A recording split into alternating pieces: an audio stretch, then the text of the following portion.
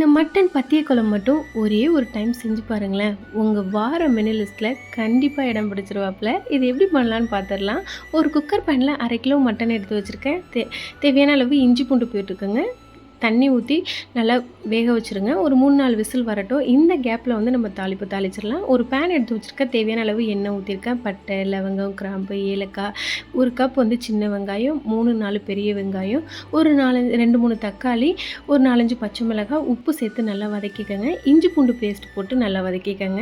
நல்லா வதங்கினதுக்கப்புறமா நம்ம வேக வச்சுருக்கோம் இல்லையா கறி, அதையும் போட்டு உப்பு பதம் பார்த்து மூடி வச்சுருங்க. நல்லா கொதித்து வேகட்டும். இப்போ வேகிற டைமில் வந்து நம்ம அரைப்பு பார்த்துடலாம். தேங்காய் சேர்த்துக்கோங்க, பெருஞ்சீரகம், கசகசா இது எல்லாத்தையுமே ஃபைன் பேஸ்ட்டாக அரைச்சிருங்க. ஃபைன் பேஸ்ட்டாக அரைச்சி நம்ம கறி கொதிச்சதுக்கப்புறமா ஊற்றிடுங்க. அவ்வளோதாங்க, சரியான டேஸ்ட்டாக இருக்கும். செம்ம வேறு லெவலில் இருக்கும். இதை செஞ்சு பார்த்துட்டு கமெண்ட் செக்ஷனில் கமெண்ட் பண்ணுங்கள். நம்ம சேனலை பின்தொடருங்க. பாய்.